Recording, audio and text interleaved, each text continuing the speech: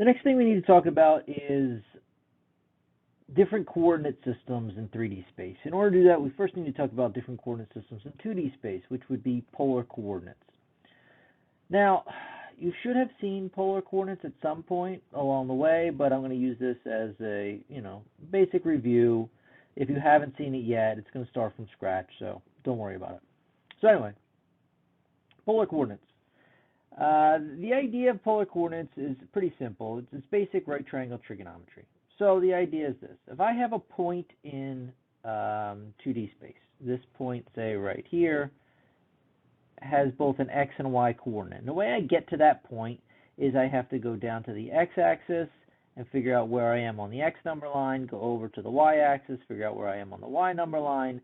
That rectangular coordinate system leads me to this point. So I do a distance this way, a distance this way, match them up, I get that xy point, and there's my location. And I can do this for any location around the xy plane. I can find the location of a point using the x and y coordinates. What we're going to do is we're going to get to that exact same location in a different way.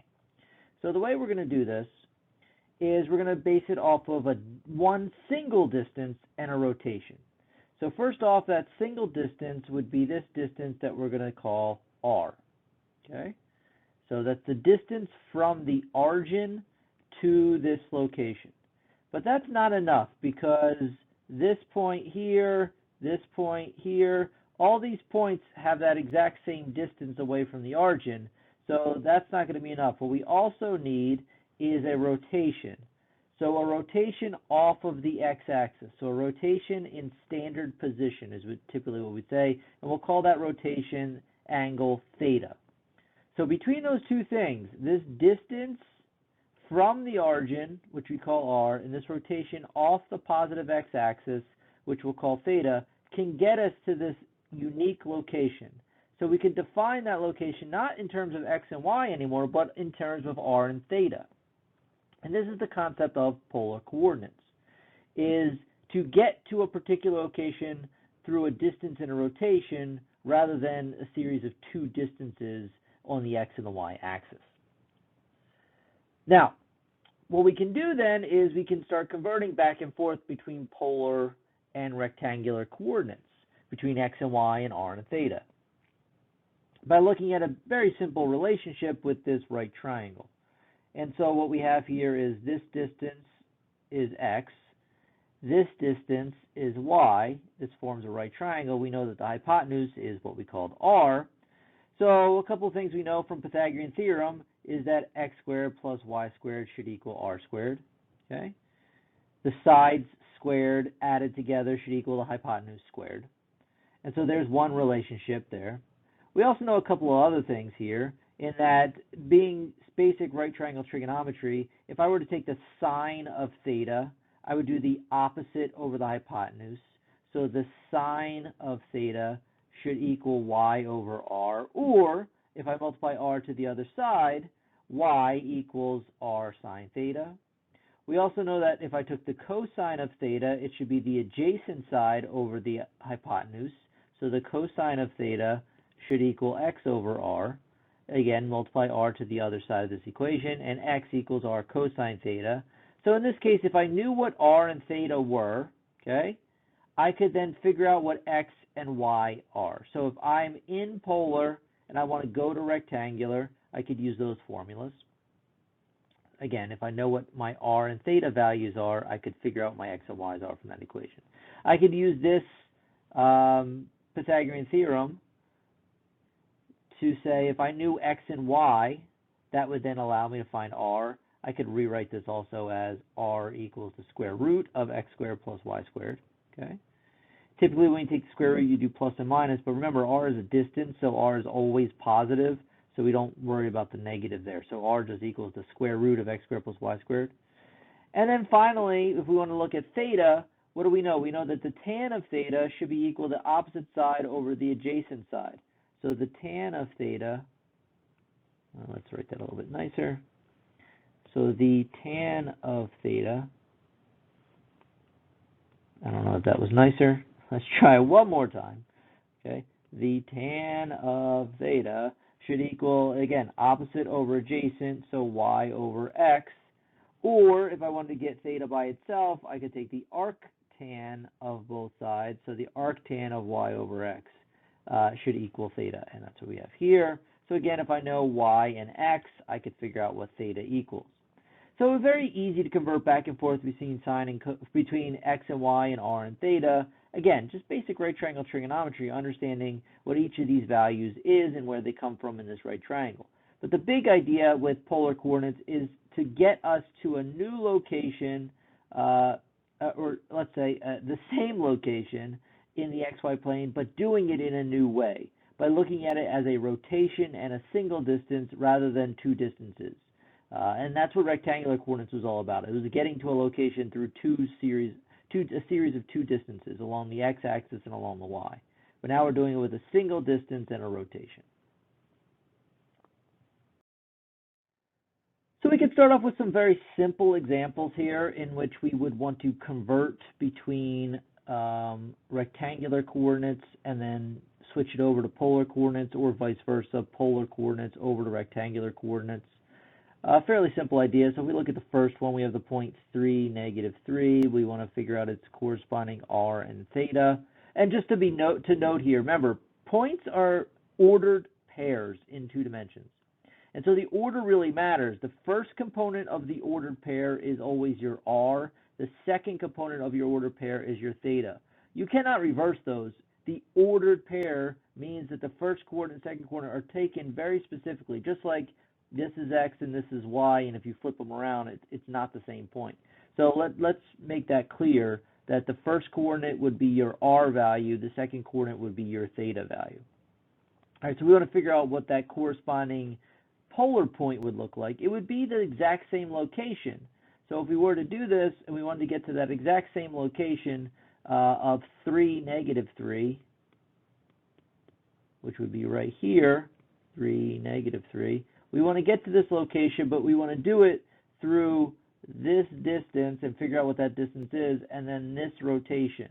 Either that way, or we could do it that way. It doesn't really matter which way we go with the rotation. We would just measure it in a negative angle or a positive angle.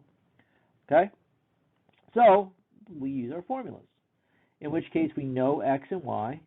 We want to find r and theta. So we could use the fact that r equals the square root of x squared plus y squared. And that'll help us figure out what r is. In this case, r equals the square root of 9 plus 9. So the square root of 18, which we could also write as 3 square root of 2. So there's your r value. That would be this distance here. Okay? And then theta can be found by doing the arctan of y over x. So in this case, we would get the arctan of -3 over 3, which would be the arctan of -1. And if you know the arctan of -1, which you should, it's -pi4. And that would make sense because we should have a negative rotation here. So the point that we were looking for in polar coordinates that would give us the same location as this point would be the point 3 square root of 2, comma, -pi4.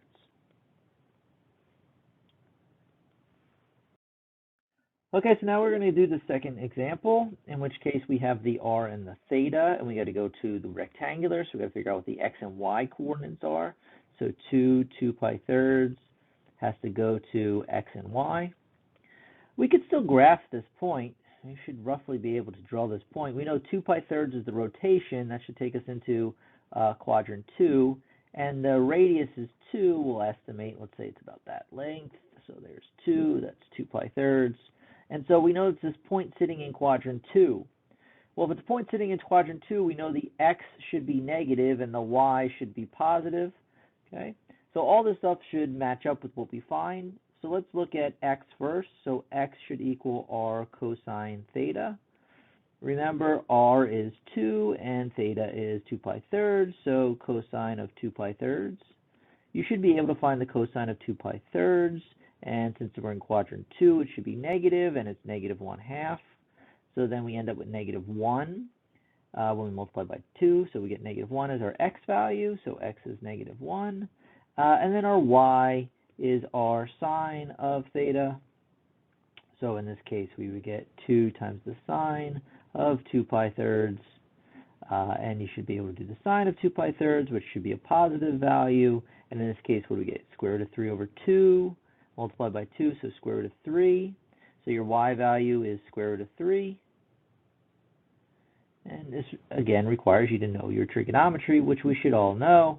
And so our point is -1 square root of 3. Okay?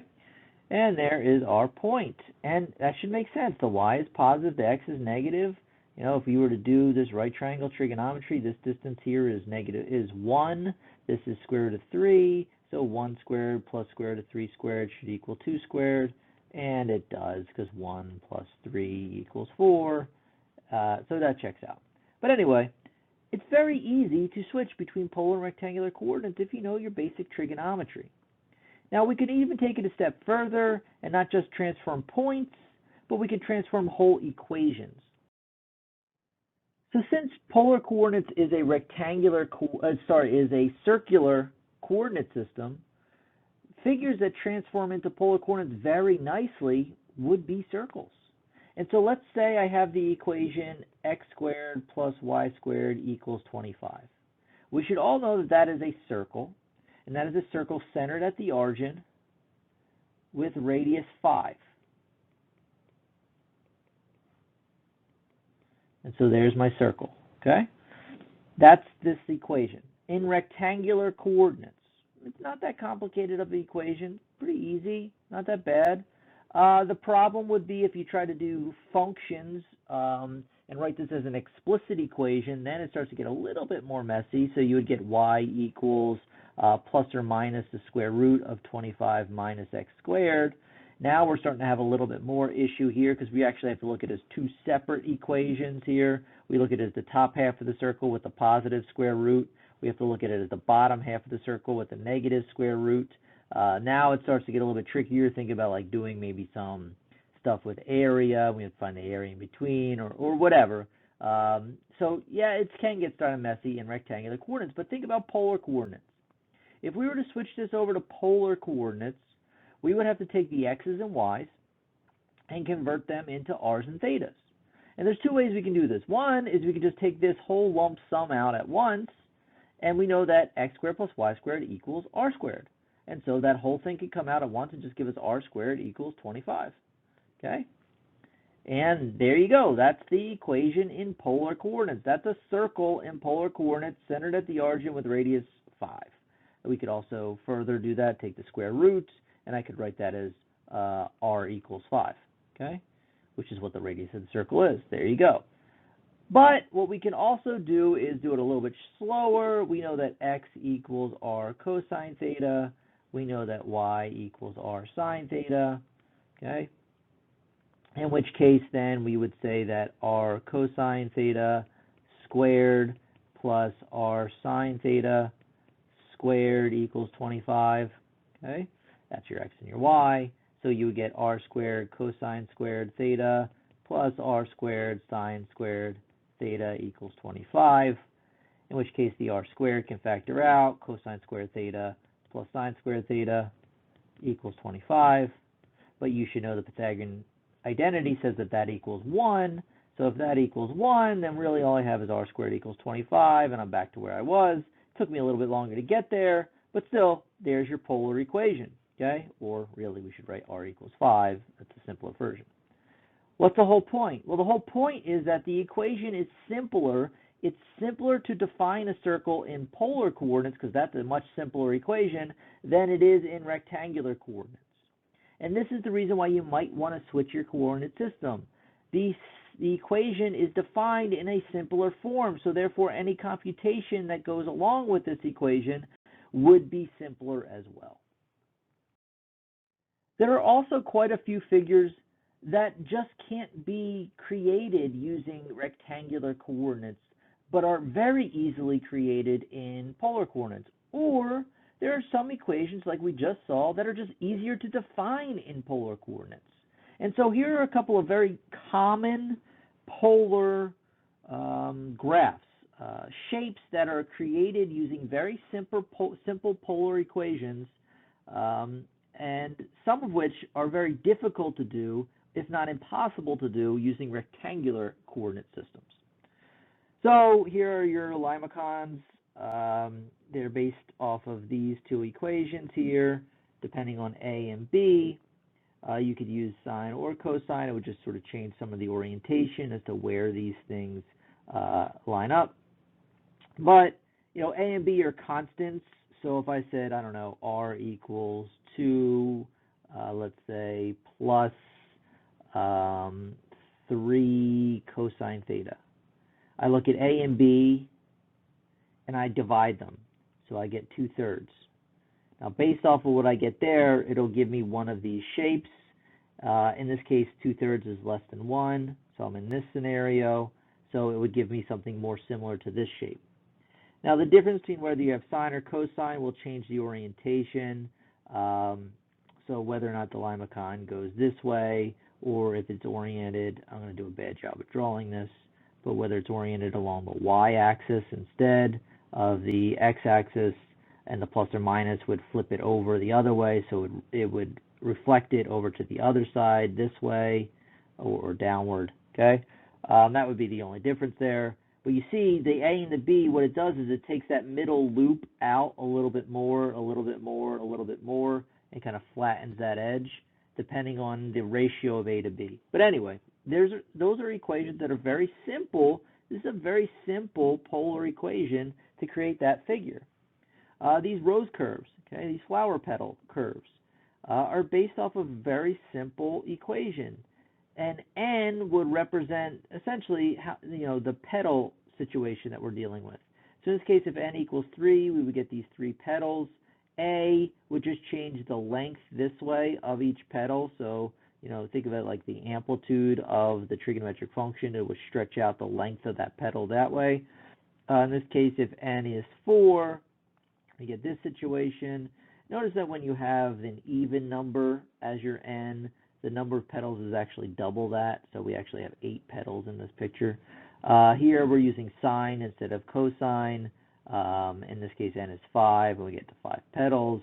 Again, A is representative of the length of the petal that way, just a constant though.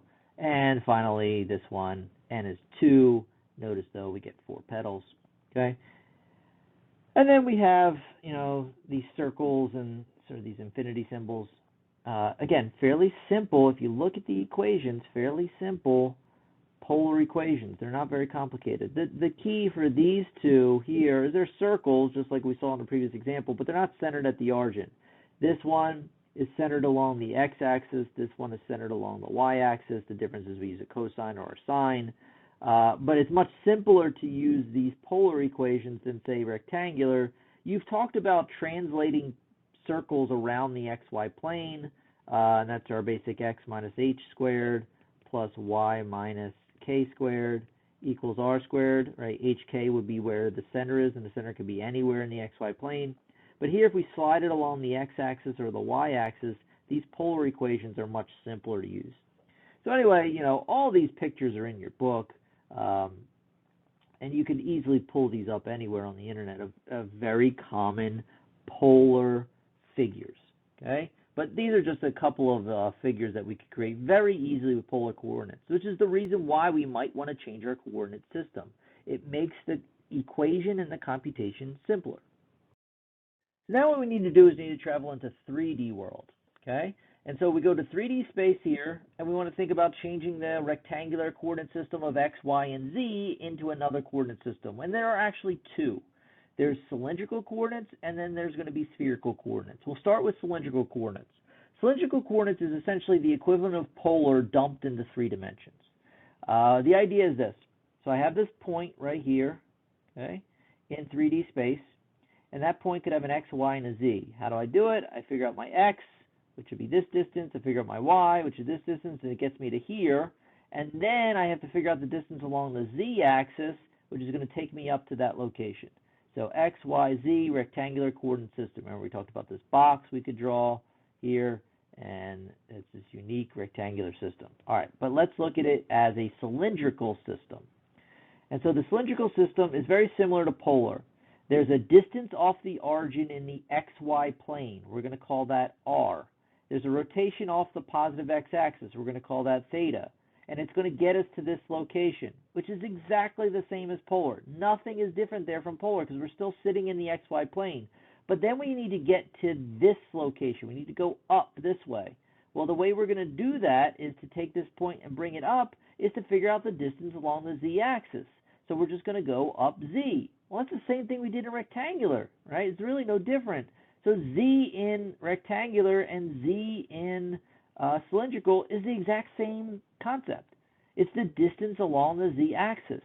So really, the only thing that changes from rectangular to cylindrical is the x and y has to convert to r and theta. But that's exactly what we just did in polar. So this is why I said cylindrical is basically polar dumped into 3 dimensions. X and y turn to r and theta, and z stays z. And so our formulas don't change, right? Our formulas basically stay the same in that x equals r cosine theta, y equals r sine theta, and then z stays z. Or we could say that r squared equals x squared plus y squared, tan theta equals y over x, or we did theta equals the arctan of y over x. But again, z stays z. So we can convert a point from cylindrical to rectangular very easily. In this case, here you go. This is an r, this is a theta, this is a z. And so I want to go to x, y, and z. Well, z is going to stay z, so that's just going to stay -8. Okay? But it's the x and the y parts. So how are we going to do that? Well, we know that x equals r cosine theta, right? So in this case, x equals 2 cosine of pi thirds. And what's the cosine of pi thirds? Cosine of pi thirds is a half. So 2 times a half would give me 1. So the x is 1. We also know that y equals r sine theta. So what is r? R is 2. Theta is pi thirds. So 2 times pi thirds, well, sine of pi thirds is square root of 3 over 2. So we get square root of 3. So then the point would be 1 square root of 3, and since z stays z, that's still just going to be -8. That's your corresponding rectangular coordinate from this cylindrical coordinate. And you can figure out what octant that falls into. You could graph it.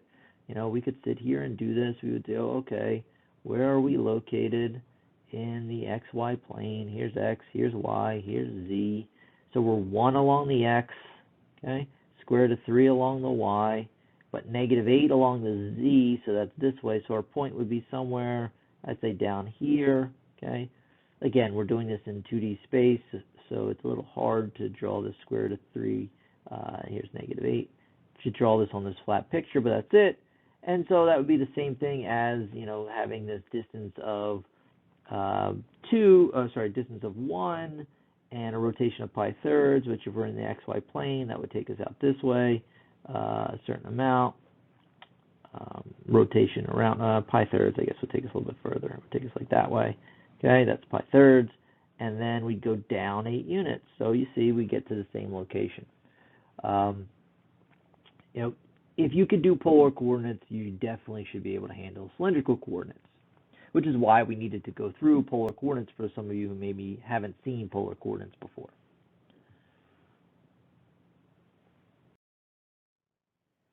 All right, so here we can switch whole equations over. We're not going to spend a bunch of time converting points over. We can switch whole equations over. Again, this doesn't look too different than some of the things we did with polar.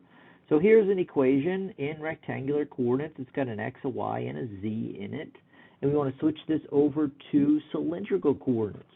Again, very simply, the x squared plus y squared can come out, and we can write this as r squared equals 9z squared. Okay? We still need to work on what this actually would look like in 3 dimensions. What is this the equation of? We don't have a lot of experience in graphing whole equations in 3D space yet. You know, we've done a little bit of it, and so if you think about some of the things we've talked about so far, we've done lines and planes, and we did some surfaces, but we need more experience with this, and I think it just comes with time. So thinking about all the equations that we've looked at so far, the fact that this thing right here has 3 squares in it, this one right here, I could rewrite this as x squared plus y squared minus 9z squared equals 0. And then you can start thinking more and more about what that looks like graphically in 3D space based off of the surfaces we've talked about. And I think right away you should think of elliptic cone for this. 3 squares, z is one of them subtracted equal to 0. You got this elliptic cone, okay? And it's not a very complicated equation in x, y, and z in rectangular coordinates, but I would say it's definitely simpler in cylindrical coordinates when we have fewer variables here. And why is that? Well, cylindrical coordinates is named cylindrical for a reason, right? The idea is when you look at it, it's circular in the xy plane, okay? It's very circular in the xy plane, but it's linear in the z direction. So if you think about this as circular in the xy plane, but linear in the z direction, that's why they call it cylindrical coordinates. It's essentially the way a cylinder is set up. You know, and again, you move linearly along the z-axis for z, but you have a rotation in the xy plane and a distance off the origin. So that's the idea, circular in the xy plane, linear in the z direction. And so if I was to take this figure and I was to transfer it into this cylindrical system, as opposed to transfer it into this rectangular system, you know, that we have here, I think of these as boxes, right? And I would say, okay, if I was going to make a box and I was going to fit this figure into one of these two boxes, which box would it fit into better? Can I fit it into this rectangular box? Sure. Can I fit it into the cylindrical box? Yes. But which box does it fit into better? It fits better into this cylindrical box, which is why the equation is simpler in cylindrical coordinates than it is in rectangular coordinates. Can I work with an elliptic cone in both coordinate systems? Sure. But which one does it fit into better? I would say it fits better into this cylindrical coordinate box. Into cylindrical coordinates, you get a simpler equation, which computationally could then be easier for you to work with later on. All right, let's look at this next one. Okay. This next one here, y squared equals x. Again, go to cylindrical coordinates. So in cylindrical coordinates, we'd say, all right, well, y equals r sine theta. So we would square that. X equals r cosine theta. Okay, so we would do that. All right, then what are we going to do? Well, we can work with this a little bit. We'll square this side. We have r cosine theta over here. Okay, so we have that. What else could we do? Well, there's a couple of things we can do here. It depends on what kind of algebra you want to work with here. I always want to try and avoid lots of times dividing by a lot of functions, because you got to worry about whether or not those functions would equal 0. When you divide, you got to make sure you never divide by 0. So we got to watch out for that a little bit. So what I'll do is I'll subtract this over to the other side.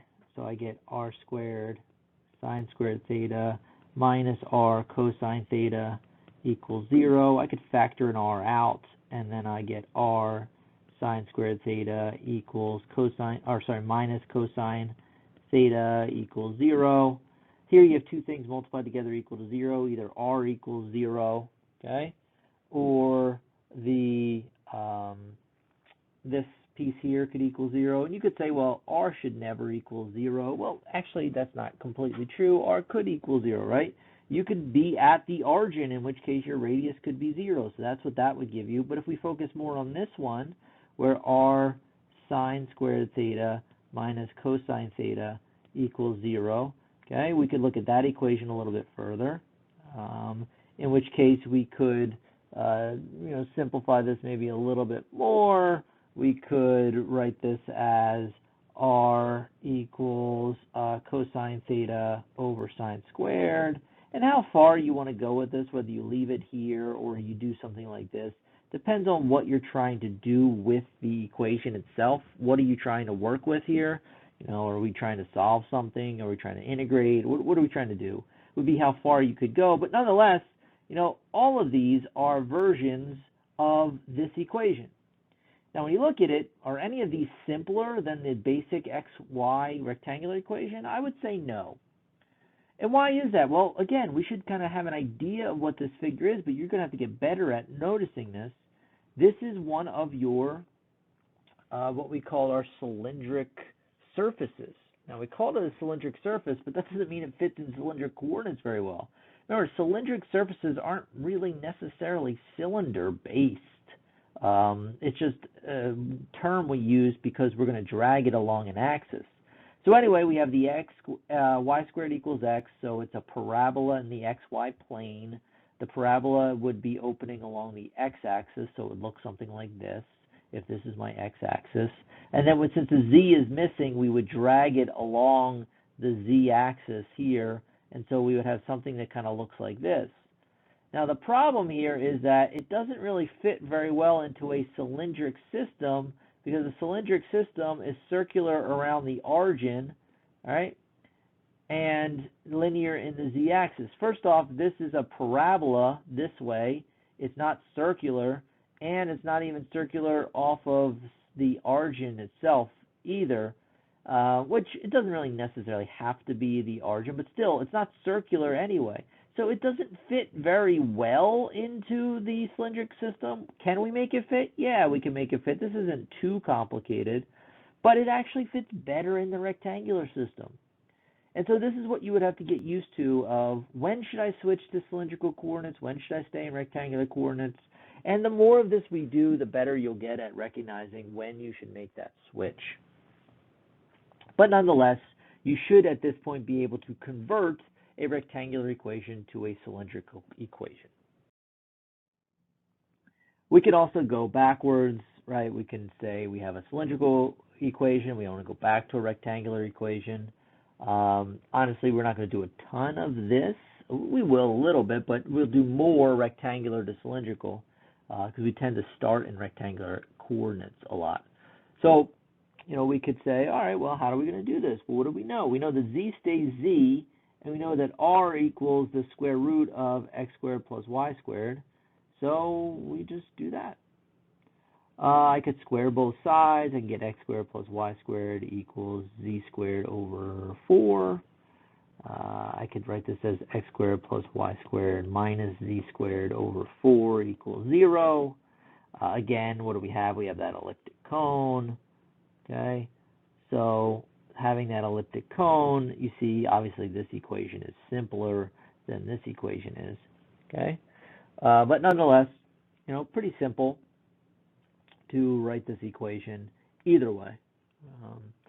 It depends on, what you're comfortable with and kind of how you would want to write these different equations. But right now, it's just a matter of the conversion. Another coordinate system we can switch to is spherical coordinates. Okay, this is a much different approach than cylindrical was. Cylindrical, like we said, was basically just polar coordinates dumped in the 3 dimensions. So very similar between the two different coordinate systems, 2D versus 3D. Spherical takes it to a whole another realm here. Now it's based off of distances and rotation still, but in this case now z is gone. So what do we have? We have rho, theta, and phi. Okay? These are the 3 coordinates in spherical coordinates. And we're going to take x, y, and z and convert them into rho, theta, and phi. Okay? The way we're going to do this is a couple of ways. First off, let's look at the geometric picture here. So again, we have this point here. That point would have an x, a y, and a z. We know how to get there. We have a distance along the x-axis. We have a distance along the y-axis. That gets us to here. And then we go up a certain distance along the z-axis or down, depending on z. And we get to that location. All right, x, y, and z, very easy. But how do we do it with rho, theta, and phi? So a couple of things. One, there is a distance from the origin. Okay, that's going to be your rho. There's a rotation purely in the xy plane, so rotation around the xy plane, which will be theta, which is the same thing as it was in polar and cylindrical coordinates. And then there's a rotation off of the z-axis, which is our phi. And that's how we're going to go up and down. That's how we're going to get rid of z and turn it into another variable, in this case phi, is by the rotation off of the z-axis. And so that's how we're going to make this leap this way. So the rho and the phi are very similar to the r and the theta. The difference here is r was only the distance in the xy plane. Rho is the distance in 3D space from the origin to the point. Okay? But theta is a rotation around this way, and phi is a rotation this way. So between those two rotations off of the z-axis and off of the xy plane, and then a distance, you see where the sphere starts to come into play. All right. So formulas, how do we make this conversion happen? Well, let's get there fairly quickly. Here are your conversions where if you know rho, phi, and theta, you could find x, y, and z.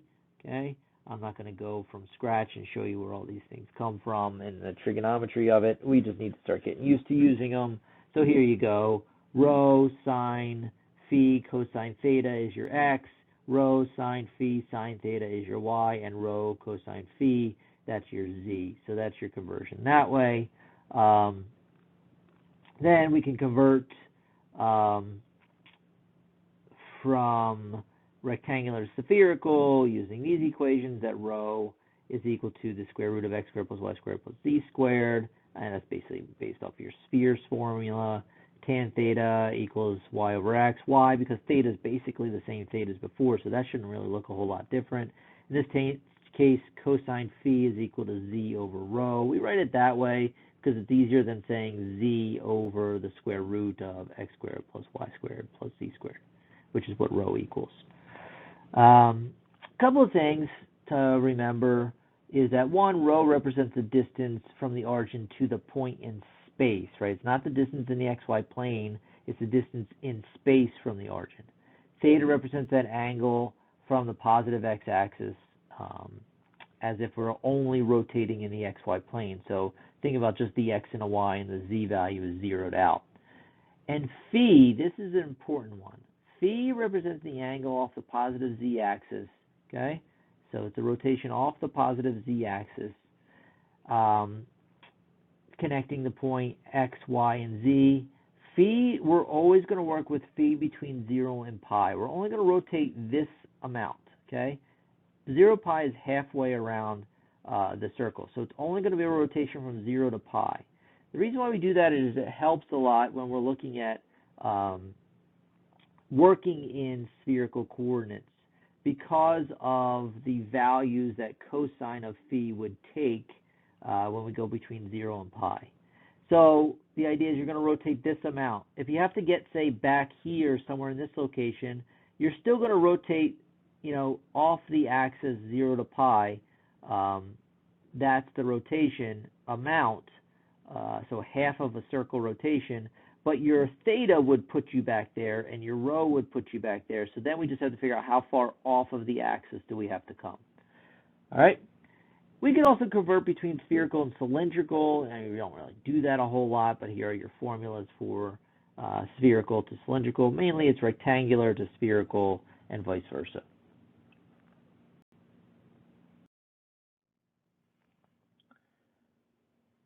So instead of working with point to point, rectangular point to spherical point, doing the simple stuff, let's just jump straight into whole equations. So here you go. Here's an equation in rectangular coordinates that we want to convert into spherical coordinates.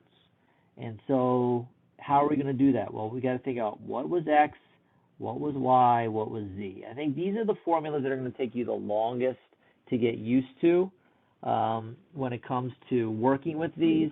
And most of the time, you're not going to need to memorize these formulas, especially for the spherical ones.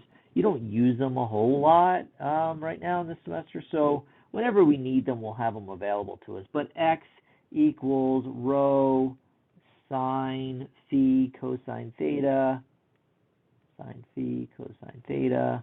Y equals rho sine phi sine theta.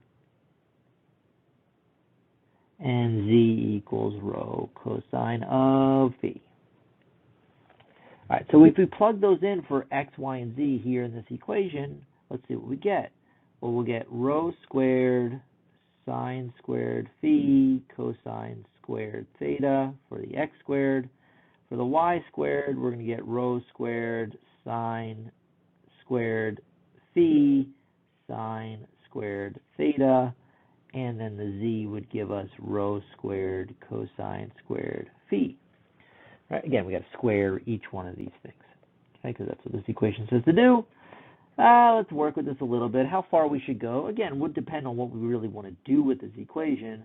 But a couple things that we could do is what? We got a sine squared and a sine squared I can pull out. We also have a rho squared and a rho squared.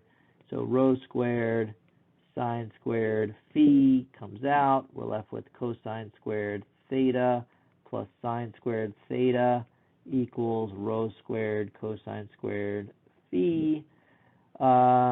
We know that this equals 1, so we can get rid of that. So then we have rho squared sine squared phi equals rho squared cosine squared phi. I can move this to the other side, so 0 equals rho squared cosine squared phi minus rho squared sine squared phi. I could pull out a rho squared. I'd have cosine squared phi minus sine squared phi. I'll just keep going. Like where I stop should really depend on what I'm trying to do with this equation again, right? There's no right answer here as to how far we should go. You could say, well, that is a double angle identity. So rho squared equals 2 cosine, cosine of 2 phi. And I'd say probably that would be good enough at this point to stop there. But again, how far you want to go. If you're integrating, maybe that's easier to integrate than this is. It all depends on what you're trying to do with this. Turn it all over to sines, turn it all over to cosines. But nonetheless, there's your equation in spherical coordinates. And then you ask yourself, well, which one's easier? Is this equation easier or is this equation easier? I don't know. Depends on what you're using it for. I would say this equation down here has fewer variables in it. So maybe you would say fewer variables. That might tend to be easier than these 3 variables. Again, depends on what you want to use it for. We're not going to get into too much of that right now. Once we start using this, we'll see kind of what is easier than other things to do. But there's your example of switching a whole equation from rectangular to spherical. I would say the easiest equation to switch from rectangular to spherical, and the one you're more likely to switch, would be the equation of a sphere. Okay, so let's see, a basic equation of a sphere. So here's an equation of a sphere. Let's say x squared plus y squared plus z squared equals 16, right? That would be a sphere centered at the origin. Here, that's x, y, z. So centered at the origin with radius 4. So something like this would be your sphere having a radius of 4. Okay. Let's switch this over to spherical coordinates. Well, it's actually really easy because x squared plus y squared plus z squared equals rho squared. And so if I just do that, or I could even say rho equals 4, that's a sphere in spherical coordinates. That's as simple as the equation gets in spherical coordinates to describe a sphere. The idea here is you're not seeing a theta, you're not seeing a phi. Why? Because theta could be any rotation, phi could be any rotation, and we would create this sphere. Any point on this sphere, any point here, can be found using any theta between 0 and 2 pi, any phi between 0 and pi, but a rho has to be 4, right? Our radius has to be 4, and we can create every point that makes up the sphere simply by using this equation, right? That's a much simpler equation than that is. So probably the best thing to convert from rectangular to spherical would be spheres.